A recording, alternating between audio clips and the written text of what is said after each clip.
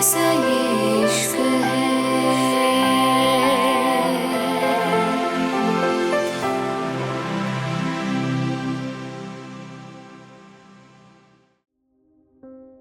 मुंबई।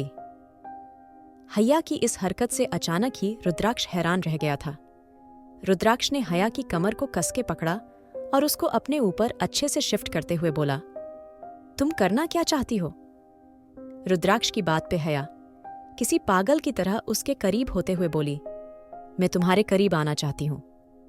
रुद्राक्ष ने हया को खुद से चिपकाया और फिर से अपना ध्यान सामने रोड पे लगा लिया था। हया धीरे से बोली, तुम मुझे इग्नोर कर रहे हो? हया की बात पे रुद्राक्ष उसको अपने सीने से लगाते हुए बोला, घर जाके मैं अच्छे से तुमसे बात करूंगा, लेकिन फिलहाल तुम मुझे सामने फोकस करने दो। रुद्राक्ष की बात पे हया धीरे से बोली, तुम। लेकिन तब तक हया के दिमाग में कुछ आया और उसने अपना हाथ नीचे की तरफ कर लिया। अचानक रुद्राक्ष की आंखें हैरानी से बड़ी हो गई थी। वो हया से इतनी बोल्डनेस की उम्मीद नहीं कर सकता था, लेकिन हया ने उसको गलत साबित कर दिया था। वो अब किसी पागल की तरह रुद्राक्ष को सेटिस्फाई कर रही थी। रुद्राक्ष के हाथ स्टीयरिंग पे कस रहे थे। वो इस वक्त रिएक्ट नहीं करना चाहता था, लेकिन हया उसको सच में दीवाना कर रही थी। रुद्राक्ष को नहीं पता था उसने ये रास्ता कैसे तय करा था, कैसे वो ड्राइव करके यहां तक आया था। लेकिन अब हया मुस्कुरा के रुद्राक्ष को देख रही थी, लेकिन रुद्राक्ष के अंदर की आग इस वक्त कुछ ज्यादा ही जल चुकी थी। और फिर अगले ही पल रुद्राक्ष ने हया के बालों को कस के पकड़ के अपने करीब खींचा था। उसने हया को गोद में उठाया और अपने पैर से गाड़ी का दरवाजा बंद कर दिया। हया अभी भी अधखुली आंखों से उसको देख रही थी। रुद्राक्ष ने हया की आंखों में देखा और उसको अपने साथ ले जाते हुए बोला, अब तुम पछताओगी। मुझे सिड्यूस करने की कोशिश कामयाब रही, लेकिन अब जो मैं करूंगा उसको तुम नहीं झेल पाओगी। रुद्राक्ष की बात पे हया धीरे से बोली, आई लव यू। रुद्राक्ष ने धीरे से नीचे झुक के उसके होंठ को अपने दांतों से हल्का सा खींचा था। रुद्राक्ष आराम से बोला, I love you so much. इतना कह के रुद्राक्ष उसको लेके अपने रूम की तरफ चला गया था। वहीं जेनी जो उनके पीछे आई थी, वो नफरत से दोनों को जाते हुए देख रही थी। रुद्राक्ष का रूम। रुद्राक्ष ने जल्दी से हया को बेड पे पटक दिया था। हया अपनी आंखों को पूरे खोलते हुए बोली, मुझे नींद आ रही है। रुद्राक्ष जो कि बड़े ही सेडक्टिव तरीके से हया को देख रहा था, इस बार उसके ऊपर आते हुए बोला, रियली? अब तुम्हें नींद आ रही है? मुझे उकसा के तुम सोना चाहती हो? बिल्कुल नहीं बीवी, अभी तो तुम्हें मुझे और अच्छे से सेटिस्फाई करना है। रुद्राक्ष की बात पे हया उसको धक्का देते हुए बोली, सपने दो ना मुझे प्लीज। हया को सच में नींद आ रही थी। नशा उसके सर चढ़ के बोल रहा था। वहीं रुद्राक्ष अब अच्छे से पागल हो चुका था। उसको अब सिर्फ हया चाहिए थी। हया की ड्रेस अब खिसक के काफी ऊपर आ चुकी थी। रुद्राक्ष ने अपनी उंगलियों से हया की लंबी टांगों को सहलाना शुरू कर दिया था। उसका एक हाथ हया के वालों में घूम रहा था।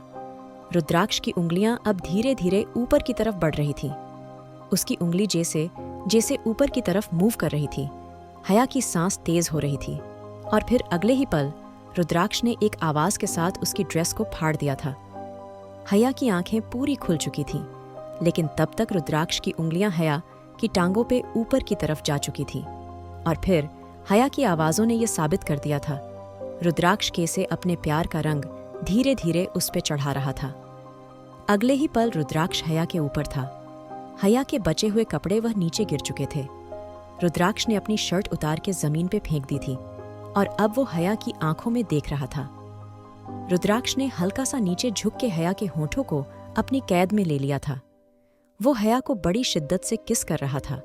उसका एक हाथ हया की पतली नाजुक सी कमर पे था, वहीं दूसरा हाथ हया के बालों को सहला रही थी। हया के दोनों हाथ रुद्राक्ष के कांधे पे थे। रुद्राक्ष ने हया को होंठों को आजाद कर दिया था। अब वो उसकी गर्दन की तरफ बढ़ रहा था। रुद्राक्ष ने हया की गर्दन पे अब धीरे धीरे अपने प्यार के निशान छोड़ने शुरू कर दिए थे। हया की सांसें अब धीरे धीरे रुद्राक्ष की सांसों में घुलने लगी थीं। और फिर कुछ देर बाद वो कमरा हया की चीखों से गूंज रहा था। नशे की हालत में हया रुद्राक्ष को और ज्यादा वाइल्ड होने पे मजबूर कर रही थी। और फिर ना जाने रात के कौन से पहर दोनों एक दूसरे को शिद्दत से प्यार करने के बाद गहरी नींद में गए थे। अगली सुबह रुद्राक्ष की आंख हया से पहले खुली थी। हया रुद्राक्ष के सीने से लिपटी हुई थी।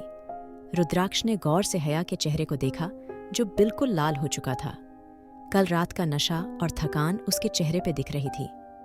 रुद्राक्ष ने आगे बढ़ के हया के चेहरे को चूमा और उठ के वॉशरूम में घुस गया था। रुद्राक्ष जब तक बाहर आया, हया उसको गुस्से से घूर रही थी। रुद्राक्ष उसकी तरफ नींबू पानी बढ़ाते हुए बोला, और चाहिए? हया नासमझी से रुद्राक्ष को देख रही थी। तभी रुद्राक्ष ने नींबू पानी का ग्लास उससे छीन लिया था और उसके आगे एक बॉटल कर दी थी। रुद्राक्ष आराम से बोला, ये लो और जरूरत होगी, ये मेरे कलेक्शन की सबसे पुरानी वाइन है, तुम इसको ट्राई करो। रुद्राक्ष की बात पे हया गुस्से से उससे ग्लास छीनते हुए बोली, ये सब करके क्या साबित करना चाहते हो तुम? मैं बेहोश नहीं थी, रात सब जानती हूँ मैं अच्छे से, तुमने क्या कुछ करा है मेरे साथ। हया की बात पे रुद्राक्ष उसके होठों के करीब आते हुए बोला, अच्छा सच में? लेकिन कल रात तो तुम ही मेरी नाम चिल्ला रही थी, मुझे आगे बढ़ने को बोल रही थी। क्या हुआ अब? रात का नशा और प्यार अब याद नहीं आ रहा है? हया अपना चेहरा तकिए में घुसाते हुए बोली, बकवास बंद करो रुद्राक्ष, तुम क्यों मुझे परेशान कर रहे हो? हया की बात पे रुद्राक्ष उसके कपड़े सामने रखते हुए बोला, ये लो चेंज कर लो, मुझे एक इंपॉर्टेंट मीटिंग अटेंड करनी है तो मैं जल्दी ही ऑफिस के लिए निकल रहा हूँ, तुम आज कॉलेज मत जाओ, आज रेस्ट कर लो।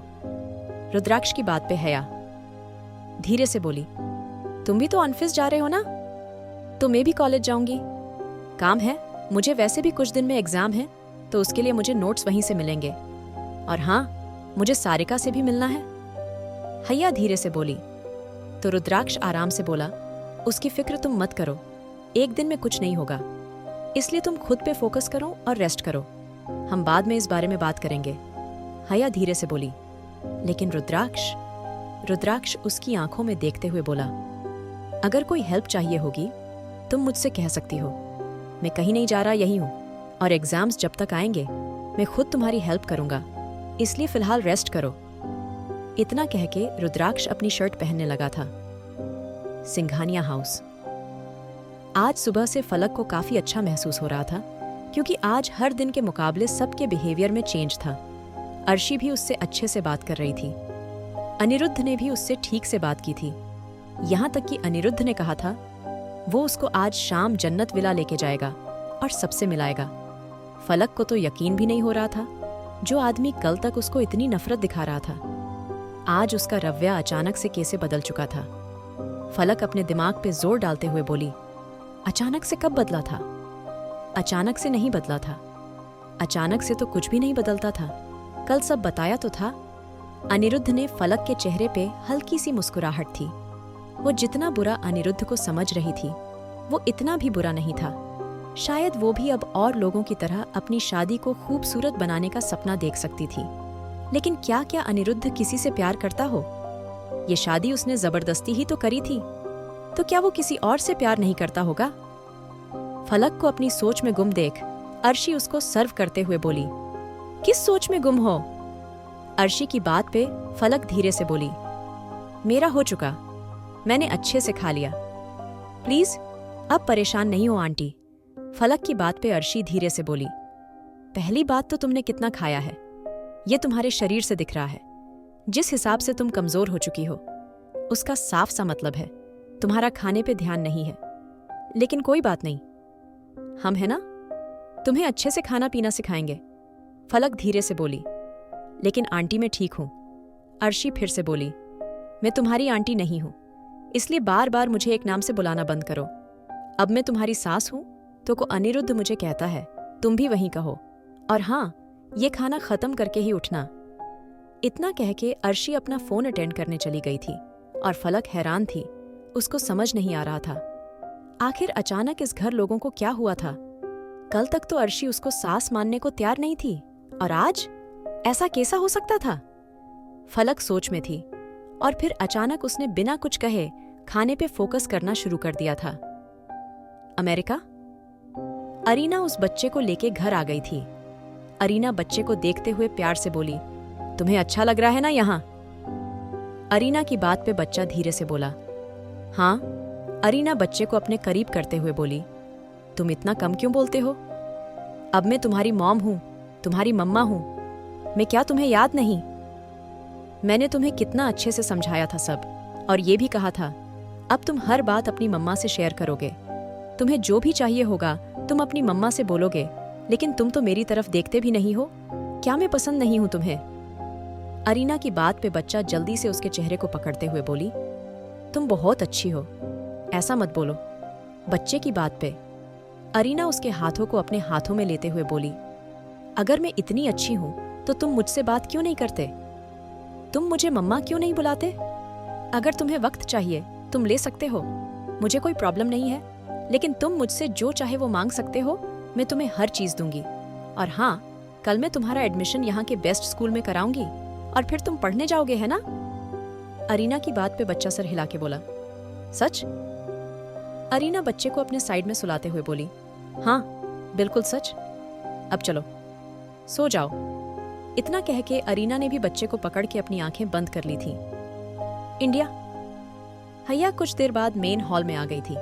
वहीं जेनी, जो पहले से कॉफी लेके सोफे पे बैठी थी, वो हैया को देख के थोड़ी सी अनकंफर्टेबल हुई थी। हैया धीरे से बोली। क्या हुआ जेनी? मुझे देख के तुम कब से इतना चौंकने लगी? हैया की बात पे जेनी कुछ सोचते हुए बोली। वो हैया, मैं चौंकी नहीं हूं, मैं तो सोच रही हूं आज तुम काफी थकी हुई लग रही हो। तबीयत सही है ना तुम्हारी? जेनी की बात पे हैया धीरे से बोली। हाँ, कुछ ऐसा ही तुम्हें देख के भी लग रहा है। वैसे मेरे पास तो वजह है, लेकिन तुम किस वजह से इतना थकी हुई लग रही हो? और तुम कॉलेज भी नहीं गई?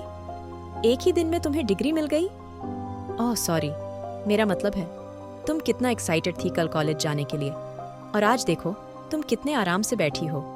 हैया की बात पे जेनी धीरे से बोली। ओह हाँ, वो मैं कल देर से सोई थी तो मेरी आंख नहीं खुली। वैसे भी एग्जाम्स आ रहे हैं तो कॉलेज में कुछ खास पढ़ाई नहीं हो रही, और मैं तो अभी अभी गई थी वहां, तो मैंने सोचा घर पे बैठ के पढ़ लूं जो अब तक पढ़ाया गया है, इसलिए नहीं गई। हैया आराम से बोली। ओह अच्छा, वैसे मैं देख पा रही हूँ तुम्हें कितना शिद्दत से पढ़ रही हो तुम। अच्छी बात है, पढ़ना भी चाहिए। वैसे तुम रात घर पे ही थी? हैया के सवाल पे जेनी की खांसते हुए बोली। मतलब? और कहाँ होंगी मैं हैया? घर पे ही थी। हैया धीरे से बोली। अच्छा, तो तुम किसी पार्टी में नहीं गई थी? जेनी फिर से गहरी सांस लेते हुए बोली। बिल्कुल यार, मैं भला क्यों किसी की पार्टी में जाऊंगी? मेरे पास तो कोई इनविटेशन भी नहीं था किसी पार्टी का। शायद तुमने किसी और को देखा होगा। मैं कहाँ जाऊंगी, वो भी इतनी रात को? जेनी की बात पे हैया धीरे से बोली। लेकिन मैंने कब कहा मैंने वहां तुम्हें देखा है? अब तक मैंने ऐसा कुछ नहीं कहा जेनी। और तुम्हें पसीने क्यों आ रहे हैं? वैसे मुझे ये समझ नहीं आ रहा, कल मुझे किसी ने ड्रिंक ऑफर करी थी, उसके बाद से मेरा सर घूमने लगा था। पता नहीं मुझे क्यों लगा तुम वहां थी। वैसे भी तुम वहां क्या करोगी, है ना? हैया की बात पे जेनी उठते हुए बोली। ओह सॉरी हैया, लेकिन मुझे नानू को कॉल करनी है, वो फ्री होंगे, कल से उनके कॉल्स आ रहे हैं। आई एम सो सॉरी, तुम्हें तो पता है ना मैं ऐसे को बीच में कहीं नहीं जाती। बस मुझे बहुत इंपॉर्टेंट काम है, तुम परेशान मत हो, बस अभी आई। इतना कह के जेनी चली गई थी। हैया गहरी सांस लेने बोली। आई प्रॉमिस जेनी, जिस दिन मुझे पता चला इन सब के पीछे तुम हो, मैं तुम्हारी जान अपने इन हाथों से लूंगी। इतना कह के हाय ने अपना सर पीछे की तरफ टिका लिया था। ऑनफिस रुद्राक्ष कोई फाइल चेक कर रहा था जब मैक्स जल्दी से उसके सामने एक फाइल करते हुए बोला। मिस्टर रावत, हमारी कंपनी के साथ एक डील साइन करना चाहते हैं, और जहां तक मुझे लगता है ये इंडिया का सबसे बड़ा प्रोजेक्ट होगा, जहां 2 टक्कर के लोग एक प्रोजेक्ट पे काम करेंगे। अभी से काफी चर्चे शुरू हो चुके हैं। मुझे लगता है आपको इस बारे में सोचना चाहिए। हमारे रिश्ते भी रावत के साथ सुधर जाएंगे, क्योंकि आप जानते हैं वो शेखावत इंडस्ट्रीज के लिए खतरा बन सकता है। रुद्राक्ष मैक्स से वो फाइल लेके उसको फाड़ते हुए बोला। कोई बात नहीं, उसकी फिक्र तुम करो, हो जाने दो रिश्ते खराब, मुझे उसके साथ कोई प्रोजेक्ट नहीं करना। इतना कह के रुद्राक्ष फिर से अपने काम में बिजी हो गया था, लेकिन तभी उसके कानों में एक जानी पहचानी सी आवाज पड़ी थी। वैसे मुझे तुमसे यही उम्मीद थी रुद्राक्ष शेखावत, इसलिए मैं खुद यहाँ चला आया। जानी पहचानी सी आवाज पे रुद्राक्ष के गौर से ऊपर देखा था। आखिर क्या करेगा अब रुद्राक्ष? क्यों कर रहा है रावत ये सब? जानने के लिए सुनिए married to cold hearted billionaire और लाइक, शेयर और सब्सक्राइब करना ना भूलें।